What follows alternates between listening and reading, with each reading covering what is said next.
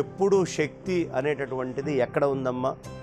కన్యలో ఉంటుంది, సుహాసినిలో ఉంటుంది. ఈ ఇద్దరి యందు చాలా విశేషమైనటువంటి శక్తి ఉంటుందమ్మా.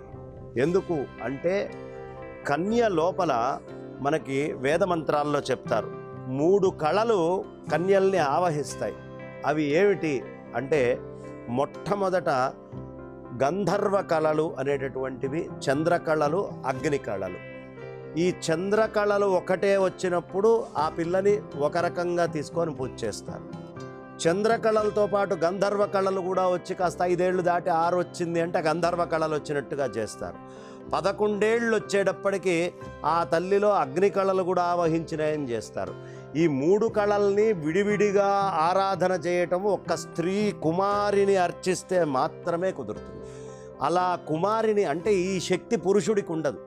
ఈ విధమైనటువంటి చంద్రకళల్ని ఒడిసి పట్టుకోవడం, గంధర్వ కళల్ని ఒడిసి పట్టుకోవడం, అదేవిధంగా అగ్ని కళల్ని ఒడిసి పట్టుకోవడం వాడి తరం కాదు. అందుకనే మీకు శమి అనేటటువంటిది అగ్నితోటి పోల్చడానికి కారణం కూడా అంతర్లీనమైనటువంటి ఆ అగ్నుల యొక్క తత్వం అందులో మాట్లాడుతూ ఉన్నారు. కాబట్టి ఈ అగ్నులని ఒడిసి పడుతూనే ఇంకా గొప్ప విషయం ఏమిటయ్యా అంటే మనందరికీ సువాసినిగా వెళ్ళిన తర్వాత ఈ అగ్నులు కళలు అన్నీ కూడా ఆ తల్లి త్యాగం చేయడం మొదలు పెడుతుంది. అప్పటిదాకా లోపల ధారణ చేసి తపస్సుతో ఉన్నటువంటి తల్లి ఈ అగ్నులని కానీ, ఈ గంధర్వ కళల్ని కానీ, ఈ చంద్రకళల్ని కానీ తన ఉత్తరోత్తర జీవ అభివృద్ధి కోసము, జీవాన్ని సృష్టించడం కోసము చేస్తుంది.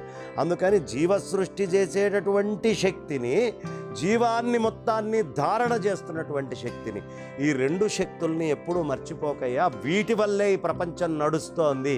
అందుకని నువ్వెంత పెద్దవాడివి కావచ్చు, నువ్వెంత గొప్ప జ్ఞానివి కావచ్చు, స్త్రీని గౌరవించు, ఆ శక్తిని గౌరవించు, ఆవిడ వల్లే జీవోత్పత్తి జరుగుతోంది అని చిన్న పిల్లకి కూడా కాళ్ళకి దండం పెట్టేటటువంటి అద్భుతమైన సంస్కృతి, అలాగే సుహాసినులకి పూజ చేసేటువంటి సంస్కృతి ఈ సనాతన వైదిక ఋషి వైదిక ధర్మంలో తీసుకొని వచ్చి చెప్పి మనకి వేదము ఎంతో గొప్పగా చెప్తోందమ్మా.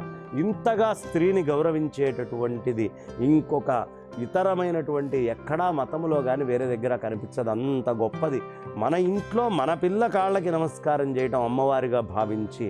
కాబట్టి ఈ కళలన్నిటినీ వాళ్ళు దృష్టిలో పెట్టుకొని చేస్తారు.